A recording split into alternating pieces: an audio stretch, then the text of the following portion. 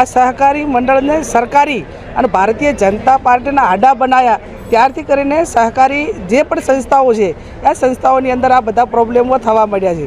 ભૂતકાળની અંદર આ જે સંસ્થાઓ હોય, ડેરી હોય, બેંક હોય, કોઓપરેટિવ સેક્ટર જેટલું પણ કહેવાય એટલું ખેડૂતોનું એનું નિયામક મંડળ હોય કંઈ સેપરેટ રીતે પોતાનો વહીવટ કરતા અને પારદર્શક કરતા. અત્યારે ક્યાંક ને ક્યાંક ચૂંટણી હોય તો એની અંદર મેન્ડેટ આપવો અને સીધું એને એક વોટ બેંક તરીકે વહીવટીતંત્રના માધ્યમથી, સરકારના માધ્યમથી એનો દુરુપયોગ થઈ રહ્યો છે. અને આવા સંજોગોમાં સાબરકાંઠાએ એની શરૂઆત કરી છે, પણ સમગ્ર ગુજરાતની અંદર જ્યાં પણ પશુપાલકોને અન્યાય થઈ રહ્યો છે ત્યાં આ રીતે પશુપાલકો પોતાનો હક અને અધિકાર માગવા માટે મેદાને આવ્યા છે.